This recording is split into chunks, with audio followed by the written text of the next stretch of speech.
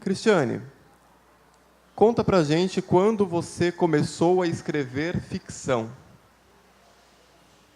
Meu primeiro contato com a ficção se deu na infância, por volta dos 7, 8 anos, momento em que eu tive contato com a escola formal, e comecei a perceber, como uma criança negra, as ausências de corpos como os meus, de meninas como eu, nas televisões, nas revistas, nos jornais.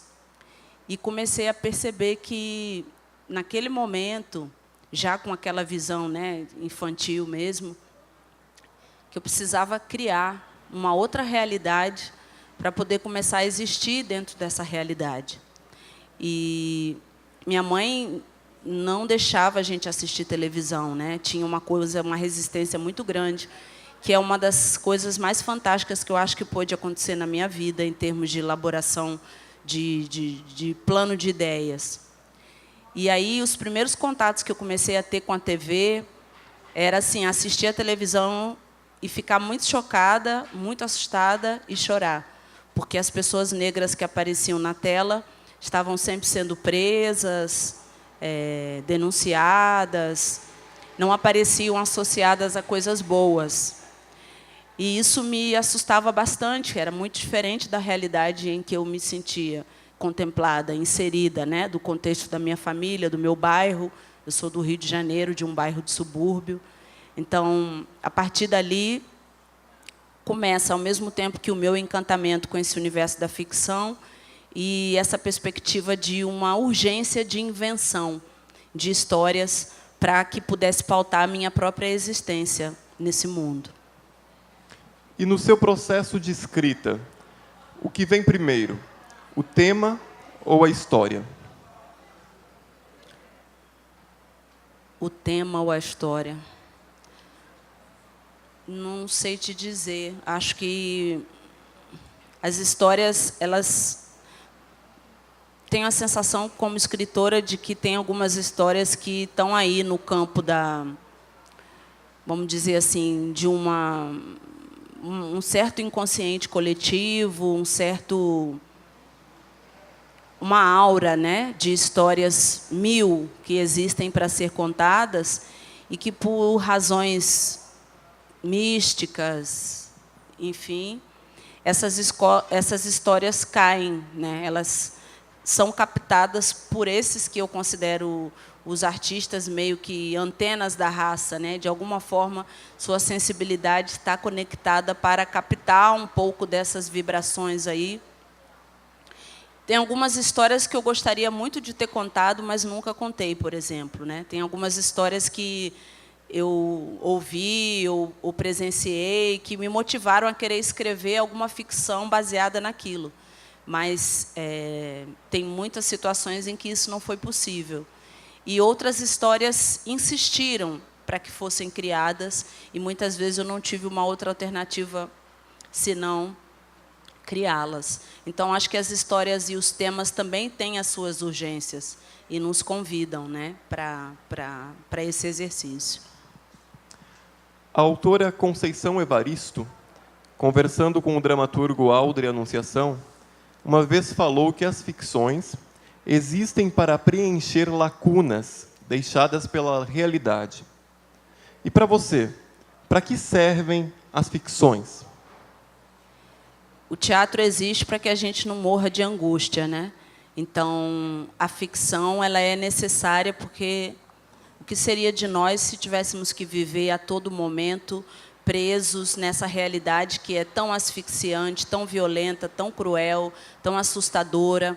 Então, a ficção, isso é que me assusta. Como é que pode um país como o Brasil não conseguir inventar, quando a gente fala da negritude, uma ficção onde o negro possa ser mais humano do que ele é na realidade, né? Qual seria a dificuldade de construir esses cenários? E claro que isso denuncia um Estado racista, machista, homofóbico, né? A insistência de histórias que produzem, quando não, uma ficção que pode ser até mesmo pior que a própria realidade, né?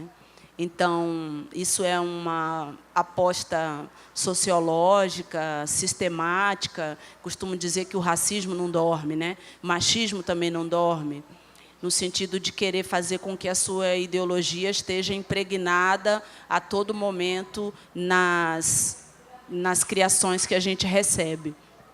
Então, a ficção vem, sim, para preencher lacunas. Ela é um gesto de esperança, um grito de liberdade, ela é uma anunciação. Eu acredito na ficção. Eu gosto muito de dizer, quando os literários, né, me questionam, ou mesmo os teatrólogos, sobre o fato de que nós, negros, escrevemos sobre as nossas vidas, né? E eu gosto muito de separar essa questão e dizer, olha, eu sou ficcionista, né? Então, eu escrevo, na maioria das vezes, experiências que eu nunca vivi. E acredito que tantas outras, né, se eu pensar no contingente de mais de 100 milhões de negros e negras que estão por esse país, existem muitas outras histórias que a gente ainda pode inventar, que a gente ainda deseja contar, que estão muito além desse contexto do escravismo.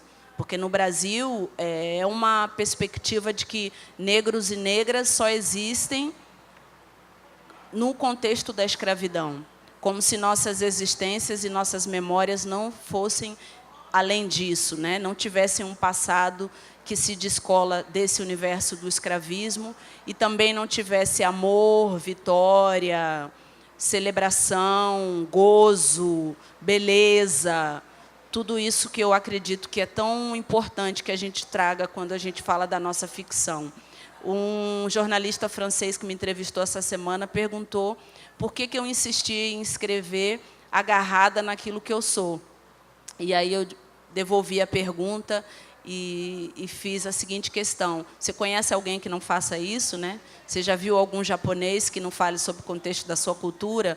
Ou algum europeu que não fale sobre o contexto da sua cultura? Então, por que falar sobre o cabelo, que é algo tão natural, já que o cabelo é meu, é ele que me cerca, que me compõe, parece para algumas pessoas uma bandeira ou um grito de militância, né? Quando, na verdade, eu estou naturalmente falando da minha existência, da minha subjetividade, e isso afronta, posto que nós não somos bem-vindos, né, com as nossas diferenças, infelizmente, dentro do projeto de país que se quer, onde parece desafiador dizer sou negro e, ao mesmo tempo, dizer sou brasileiro, como se a gente tivesse que escolher ou é negro ou é brasileiro. Porque se é negro, vai para a Namíbia, pega um barco e vai dar conta da tua ancestralidade, que aqui não tem lugar para você.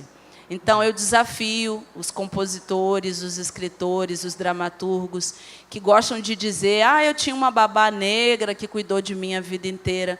Por que vocês nunca escreveram os filmes sobre as histórias dessas babás? Por que elas não aparecem nas histórias, já que, segundo vocês, elas foram tão importantes? Vamos ficcionalizar, galera. Por que um homem branco não pode ter uma mulher negra como o grande amor da sua vida? Nem na ficção é possível que isso aconteça? Por que um homem negro não pode olhar para uma mulher negra e achar que ela é a coisa mais linda do mundo? E isso nem na ficção. Estou falando da ficção, viu? A ficcionista Elisa Lucinda, em um depoimento para o Melanina Acentuada, disse que o pacto entre o espectador e o autor da obra se consolida quando ambos não duvidam mais da ficção estabelecida na cena. E para você, no que consiste o pacto com o espectador? É uma das coisas mais bonitas, mais saborosas, mais que já me dá vontade de parar a entrevista e começar o espetáculo antes. Porque eu vivo disso, né? Eu tenho esperança de que possa viver bastante para continuar fazendo isso. Esse momento de encontro entre o personagem e o espectador, essa realidade que se coloca ali, eu digo assim, é um jogo, né? E quem não sabe jogar não desce para o play, né, gente? Então, assim, A partir do momento que se estabelece essa ligação, esse jogo, é muito gostoso quando você consegue não romper esse pacto, né? Quando o espectador se sente contemplado por aquela invenção que está sendo posta ali, e quando o artista, por meio dos seus personagens e das suas mentiras, e das suas meias-verdades, enfim, sente que o espectador está disposto a jogar também, né? Está disposto a entrar nessa proposta que é feita durante os 60 minutos, 2 horas, enfim, durante esse tempo que dura o espetáculo. É uma história de amor, de paixão, de tesão, que, se é possível ser realizada durante esse momento do espetáculo, o espectador volta para casa com alguma coisa, né? Concretamente, ele volta e sente que ter ido ao teatro foi muito bom, que foi suficiente para um sopro de vida, que muitas vezes o dia a dia não oferece para a gente. E a gente vai ao teatro em busca dessa amálgama, né? dessa conexão. E tem regras, né? Que eu trabalho muito para ousar, né? Sonhar que dou conta de fazer isso, né? Todos os momentos me levam a buscar esse momento de encontro. Quando se dá, é maravilhoso, é imponderável, é encantador, é inesquecível, é pleno, né? É bem melhor que... Talvez seja isso que é estar vivo, né? Ter encontros verdadeiros.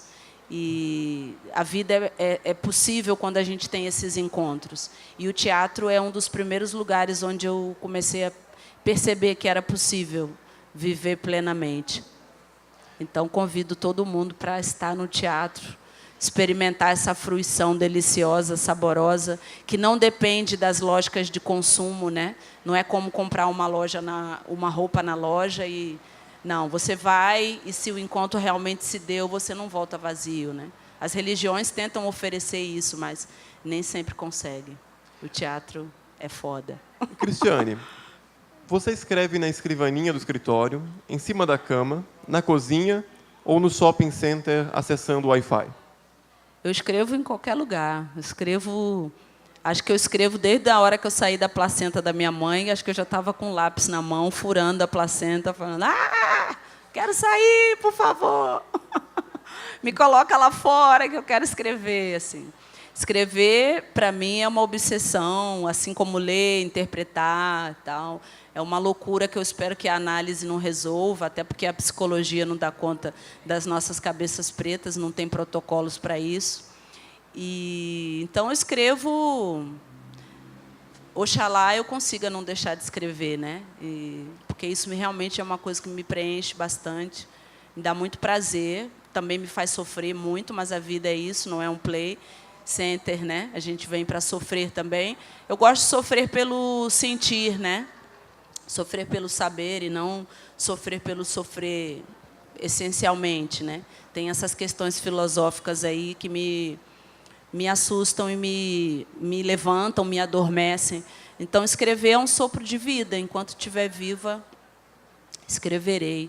Eu tenho um poema que diz: escrevi, escrevo, escreverei, com letras garrafais vermelho vivo, para você lembrar que jorrou muito sangue. Então, a escrita é a minha forma de inscrição no mundo. Costumo dizer que, a partir do momento que eu comecei a escrever, eu comecei a me inventar, me refazer, me constituir. A mulher que eu sou hoje, que aprendeu até mesmo a passar um batom, foi a escrita, foi a militância, a escrita é meu espelho, é meu objeto refratário de inscrição no universo. Você utiliza lápis, caneta na sua escrita ou computador? Você escreve a sua obra ou você tecla a sua obra? Eu comecei a escrever quando ainda não existia computador, né? Então, era aquela pessoa que ia para qualquer lugar e tinha, às vezes, a urgência de achar um guardanapo, um pedaço de papel, ficar com medo de esquecer, porque tem coisas... É difícil, mas tem coisas que a gente ganha, tem outras que a gente luta muito para conseguir. Mas quando tem essas escritas que a gente ganha, assim, que elas surgem, aí você fica aquele: ai, meu Deus, eu preciso anotar isso, porque senão eu vou esquecer e tal.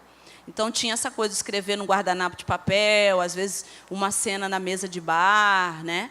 da respiração de quem espera. Às vezes você só anota aquilo, mas depois é um personagem de um conto que já está aparecendo ali. Depois eu fui fazer curso de datilografia e aquelas coisas de tantos toques por minuto, tal. Confesso que não curtia muito escrever na máquina de escrever, não. Aí continuei ainda com papel. Quando eu comecei a escrever no computador, eu tive um momento assim, de muito sofrimento e esterilidade, porque eu não conseguia fazer essa transcrição de quem escrevia no papel para começar a escrever no computador. Eu não vou conseguir criar com computador, resisti bastante. Hoje em dia eu escrevo muito no computador, mas ainda escrevo muito com lápis e papel. E com lápis menos, mais com caneta. Caneta, papel. E depois também no momento de alfabetização dos meus filhos, aí essa escrita com lápis e papel e caneta, ela voltou mais. Assim, comecei a escrever com eles, né? Escrever na cartolina, escrever no chão, trabalhar um pouco mais com desenho, porque eles passaram por essa fase muito forte do desenho, assim. E todos os recursos, né, tenho sempre milhões de caderninhos e eu digo assim, serei lembrada como uma pessoa que tem livros em todos os cômodos da casa. Na minha casa tem livros em todos os cômodos. Eu digo, meus filhos vão lembrar, minha mãe era uma mulher louca que lia na cozinha, no banheiro, no quarto, na sala, que todos os lugares tinha que ter algum.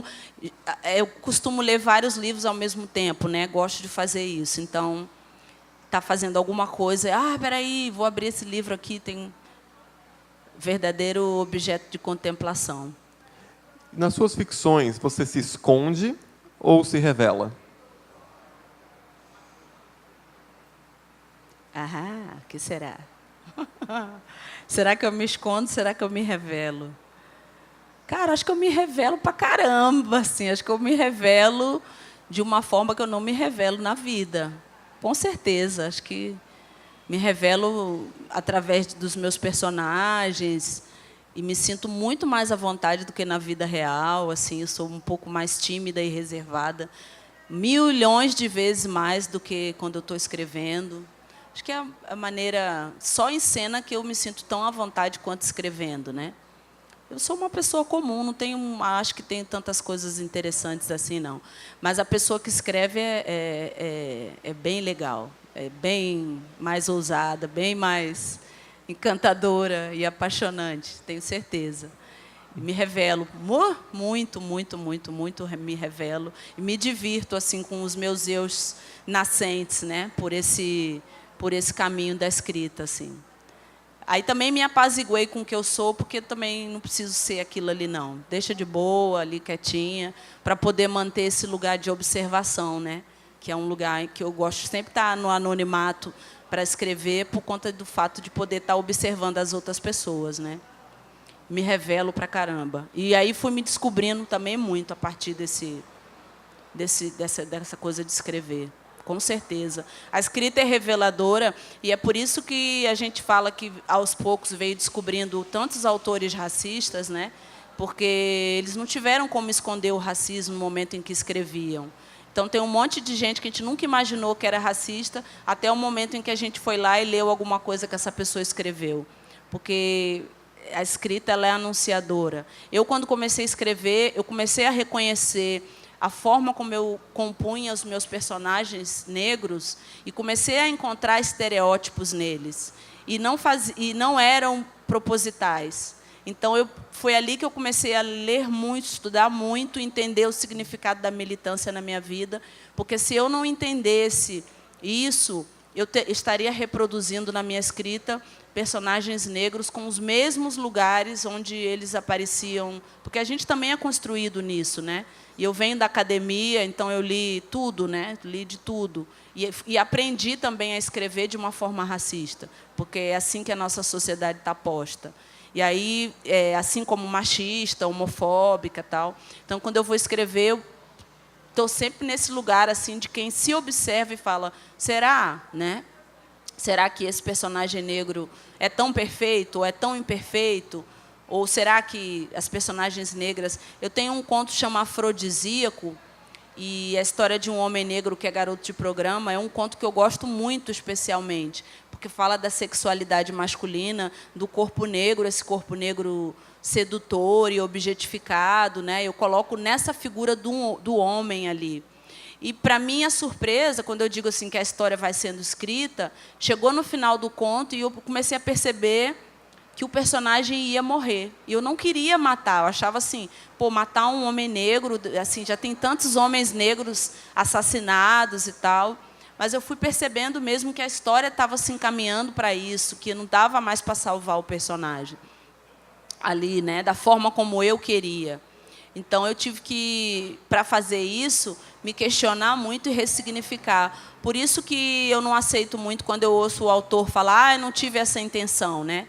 Porque eu acho que a gente precisa, como escritor, como ator, como autor e tal, estar consciente, buscar a consciência das nossas intenções. Porque, na vida, às vezes, a gente pode agir sem pensar, mas, para escrever, você tem essa possibilidade de repensar o que você está escrevendo, né? Falar, pô, será que realmente era isso que eu queria escrever, né? Eu espero, né? Espero um tempo para achar que o texto está pronto para nascer, por conta dessas... Gosto muito mais das perguntas do que das respostas, né? Tem que me perguntar, será que é isso mesmo? Né? Quando eu levanto o braço, isso tem um significado múltiplo, né? Então, preciso... Não é uma prisão, não. Aí fala, mas isso é uma prisão. De jeito nenhum. É a liberdade de coexistir como pensador no seu ato criador, né? De estar ali pensando e repensando o seu ato criador a todo momento, falar, poxa, já que eu estou criando, eu tenho a oportunidade de pensar sobre a minha criação, né? E também desistir dela, se eu achar que é dessa forma. Eu não entendo a escrita não sendo um ato político, né? Brecht dizia que que a arte é política, o teatro é político, porque são políticas todas as ações do homem, né? Então, a gente já não vive mais esse tempo da ignorância e nem da inocência. Acho muito a inocência de uma crueldade, e ela é muito utilizada contra nós, né? Essa sentença da inocência. Como ser inocente, né? Num país com quase aí tanto tempo depois da pseudo-abolição, 130 anos, né, esse ano. Então, até onde a gente vai levantar essa plaquinha da inocência? Cristiane, existe direta ou indiretamente uma cobrança para que suas obras contemplem temas étnico-raciais? A cobrança é do mundo aqui fora, né? Escrever, para mim, é bom, é agradável, assim. Não me coloco nesse lugar de cobrança. Eu acho prazeroso escrever da forma como eu escrevo. Não sinto isso como uma cobrança. Falar de quem eu sou, pensar sobre os meus, falar a história do meu povo. Não sinto isso como uma cobrança. Acho que, pelo contrário, ainda tem muita história para contar. Tem muita história para contar. Convido vocês que estão aí, contem também, procurem. Não tem nada de cobrança, não. Não tem algema, não. A gente está totalmente alforriado. Faço isso com desejo, com satisfação. Não me sinto cobrada. Cobrança por quê? Só se eu não gostasse de ser preta, não estivesse num lugar, né, assim. Mas eu adoro ser negona. Assim. Cada dia que passa, minha melanina vai sendo ativada. E esse é um dos grandes prazeres que eu tenho na Terra, ser quem eu sou. Então, minha cobrança, talvez, se existir, cara, ser preta é bom pra caramba, assim, com todas as nossas dores, sofrimentos. Mais que ser preta, ser gente, ser humano, né? Lutar pela nossa humanidade.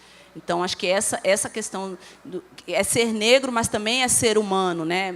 Lutar pela nossa humanidade, para que nossos personagens sejam pessoas, para que eles vivam, para que eles tenham vida, para que eles tenham memória, que eles tenham passado. Então, eu não consigo ver onde isso me cobra, isso me satisfaz, né?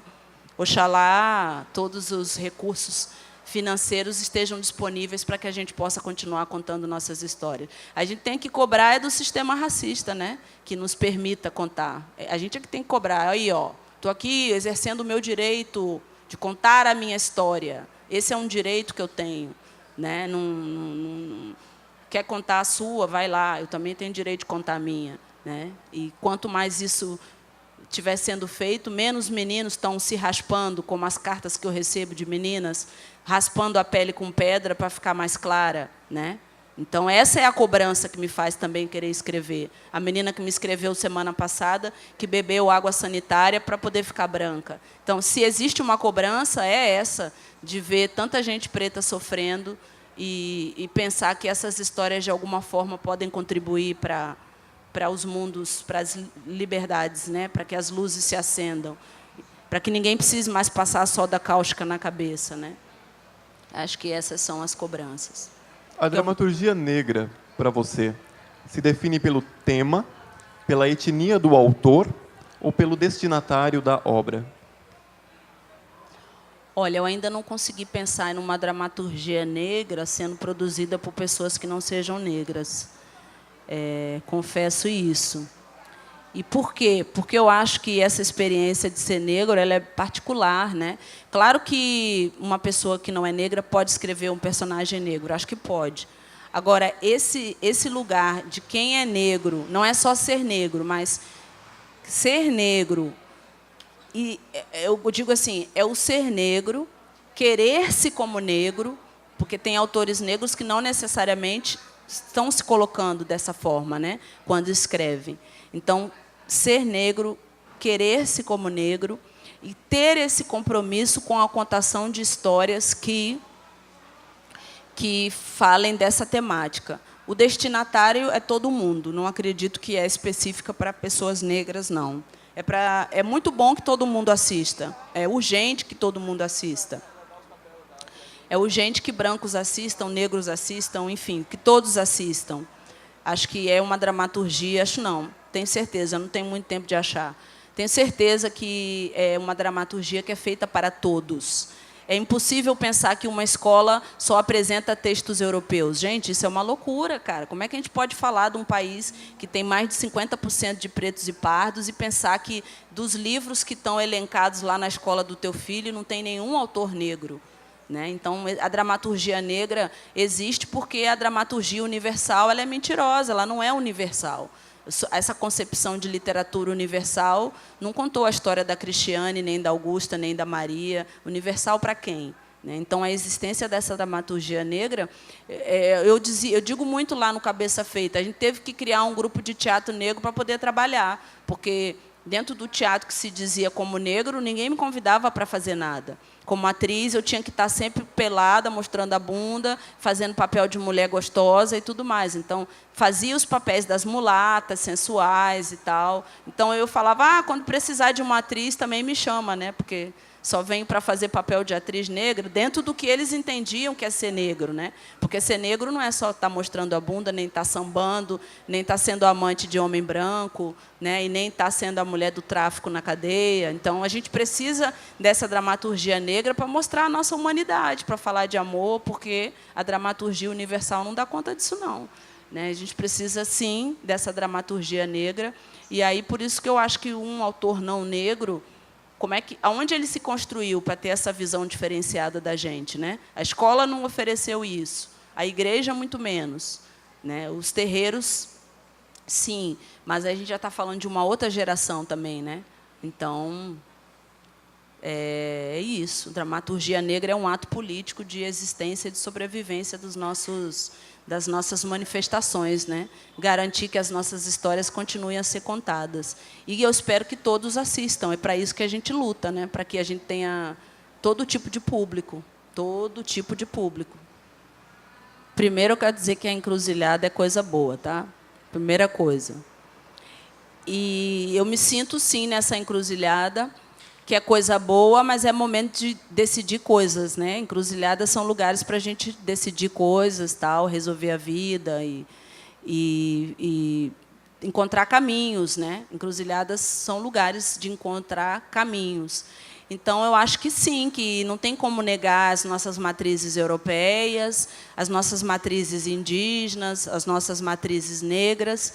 E o exercício é pensar que nós somos negros na diáspora, né? Que nós somos negros diferentes dos africanos, diferentes dos estadunidenses, diferentes de quaisquer outros negros. Então, negros na diáspora, aqui nesse país chamado Brasil, com essa realidade, e que é preciso criar considerando essa nossa especificidade, considerando esse Quilombo dos Palmares, considerando esse Zumbi que não é reconhecido como herói nacional. Essa encruzilhada ela é real. Quando eu estou construindo, eu me coloco ali e falo, cara, e aí? O que vem de matriz europeia? Que muitas vezes eu vou assumir isso aí, outras vezes eu vou, já que o estereótipo é contra nós, então a gente também pode colocar essas coisas. Ultimamente, eu tenho tido prazer em escrever personagens brancos nas minhas histórias, personagens não negros, porque eu acho que a gente, como dramaturgo negro, a gente também precisa pensar qual é o nosso ponto de vista quando a gente escreve um personagem branco. De que maneira que a gente pode enquadrar a branquitude ao escrever personagens brancos. De que maneira que, quando eu estiver compondo um personagem branco, eu vou fazer isso de uma maneira que, se um racista estivesse compondo, ele ia passar a mão na cabeça, mas eu não vou, não. Eu estou ali justamente para desafiar essas pseudo-bondades cristãs, né? Então, é importante estar nessa encruzilhada, que o despacho seja feito, laroê. Quando suas ideias saem da gaveta e ganham as palavras escritas?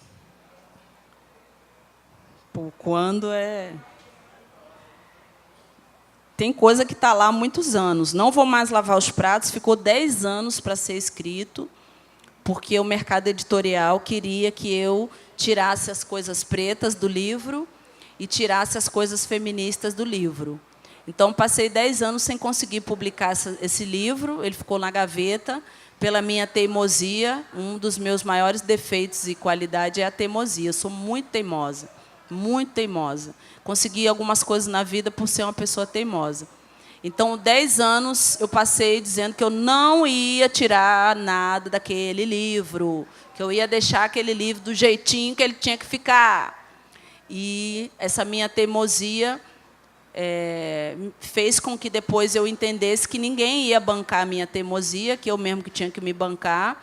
Aí eu ganhei um prêmio como atriz, peguei o dinheiro, não fui para o shopping comprar coisas e fiz o livro, que hoje é o meu livro que mais vende, está na 3ª edição, tem mais de 10 mil exemplares vendidos, chama Não Vou Mais Lavar os Pratos, e ainda não tem editora. Então, continuo teimando que o livro vai ser aquilo ali mesmo.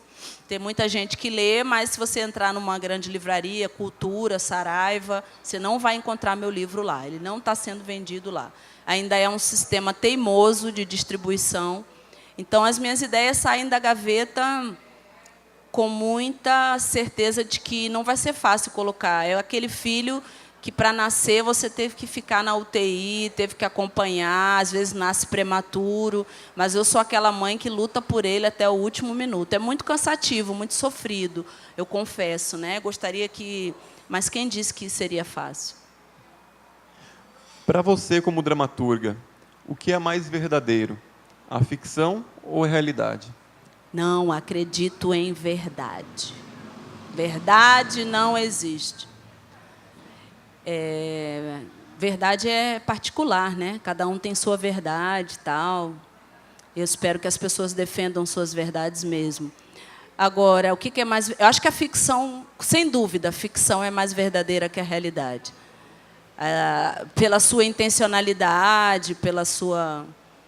Eu já vivi muito mais na ficção do que na realidade. Então, eu aprendi a viver ficcionalizando. Quem me ensinam são os meus personagens, são eles que me mostram coisas. Eles são bem mais interessantes do que muita gente que eu conheci na vida real. Gostaria de ter passado uma noite com muitos deles. Isso me inspira a continuar, né? A vida real não é... Pô, que é isso, né? Quem sabe hoje à noite melhora, mas é isso.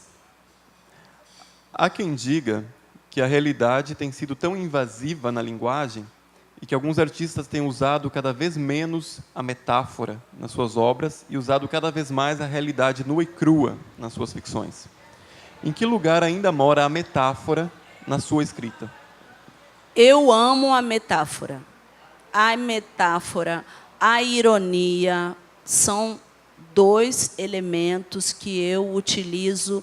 Quem lê os meus livros, eu tenho 6 livros publicados, vai ver que eu não estou mentindo, que eu uso metáfora demais da conta. Eu acho que a metáfora, eu tenho certeza que é um ato de sobrevivência do povo negro. Que a metáfora é aquilo que a gente tem desde o café da manhã. Que, para continuar vivo, muitas vezes, numa situação com um policial, se você não for metafórico, você vai ser assassinado.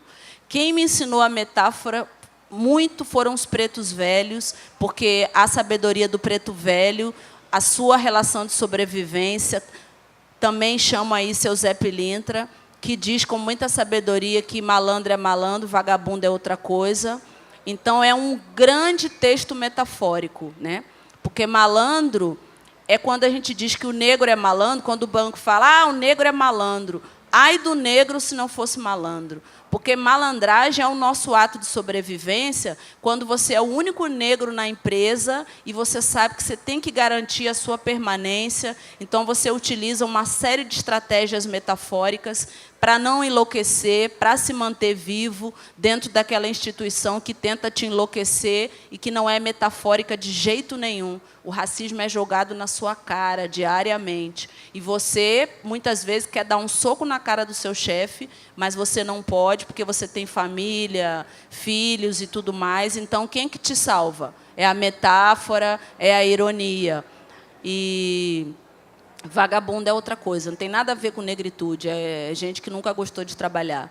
Então, a malandragem é que permitiu, muitas vezes, a metáfora, que a preta velha estivesse lá mexendo a panela de feijão e soubesse que, se ela dissesse para o senhor, já acabei de mexer, outro serviço já seria apresentado. Então, o que ela fazia? Continuava mexendo e dormia em pé.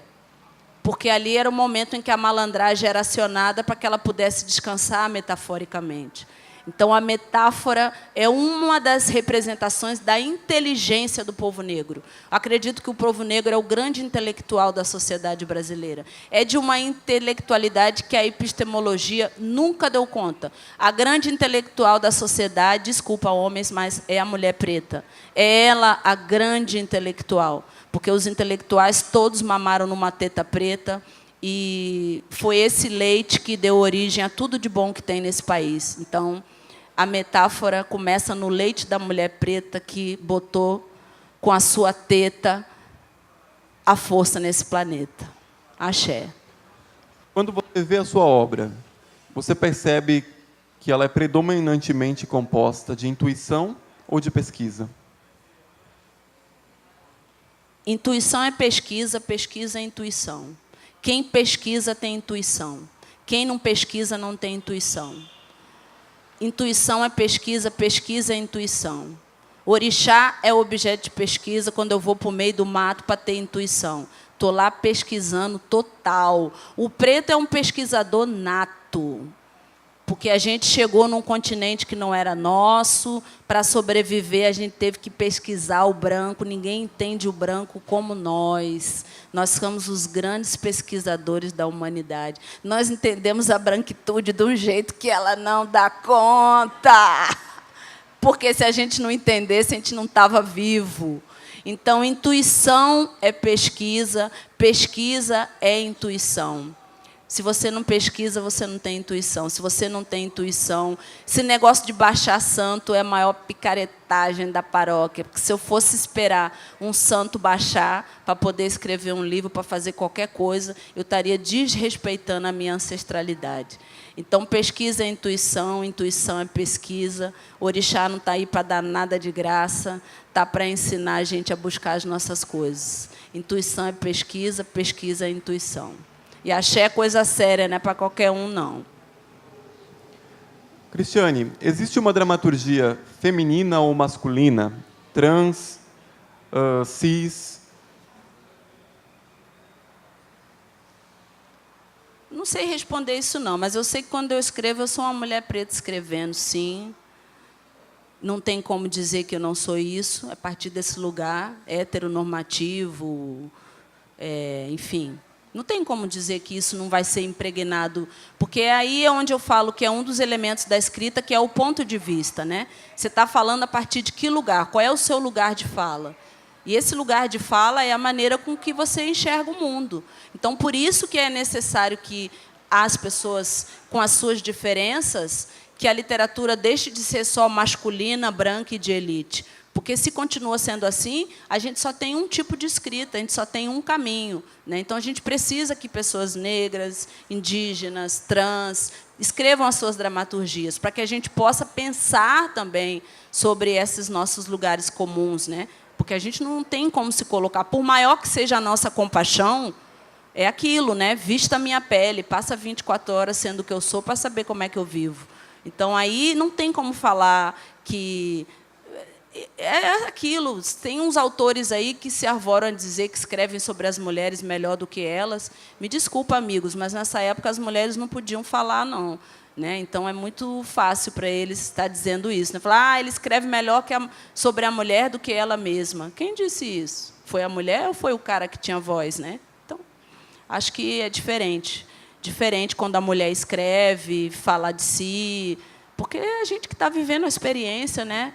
Embora você possa compor desse seu lugar de fala como mulher, o personagem que você quiser, um homem, um branco. Ser mulher não me limita na criação, mas representa, sim, um ponto de vista.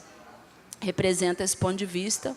Isso desafia o status quo, porque o Brasil é um dos países com a maior concentração de renda no mundo, né? Então, o que significa ter milhões de jovens lendo só por hoje vou deixar o meu cabelo em paz? Quer dizer que o Brasil, que é o segundo país do mundo que mais consome cosmético, vai fazer falir a indústria de alisantes. E quem está interessado nisso? Né? Quem está interessado em não vender mais escova progressiva? Isso mudaria o padrão econômico do nosso país. Então, aí a gente vai falar de, né, por que com os livros sempre tem ela era tão linda, loira, seus olhos azuis brilhavam como o céu, e etc. E tal. Isso continua vendendo shampoo. Né? Então, aí a gente entende que literatura preta, trans, também é distribuição de renda. E aí o país não quer, né? Por isso que a gente continua levando pedrada. Para que você escreve?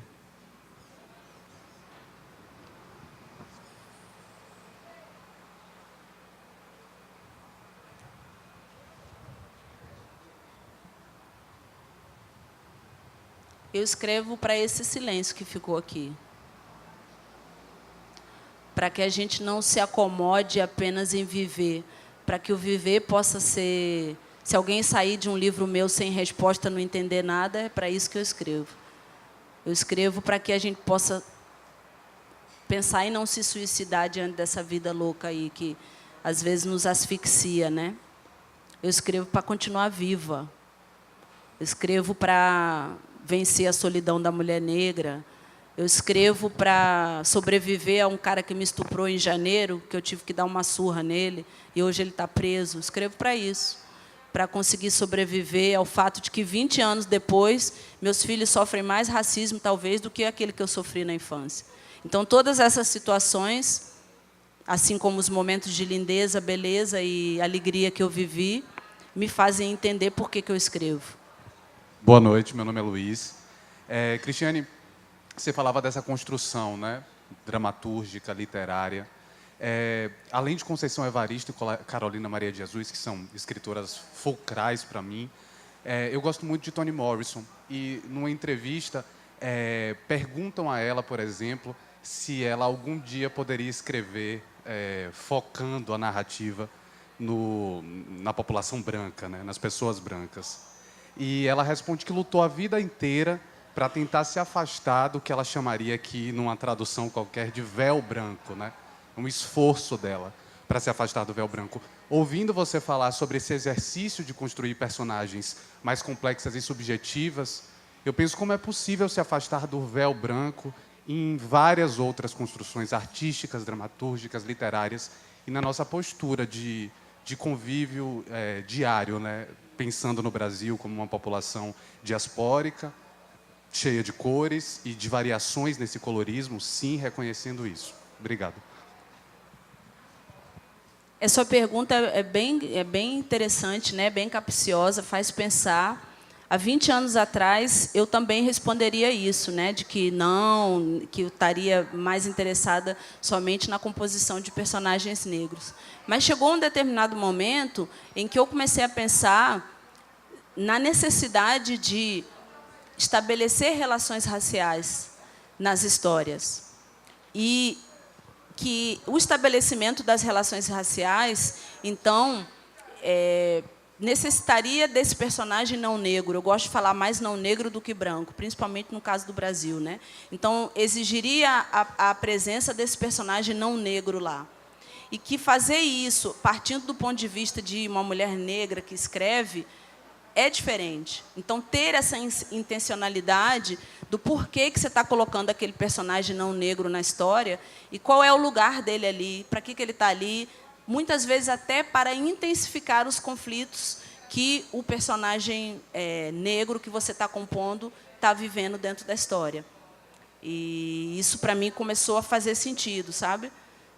Não para reforçar os estereótipos, mas sim para desafiar esses mesmos estereótipos, para fazer pensar por meio desses estereótipos também.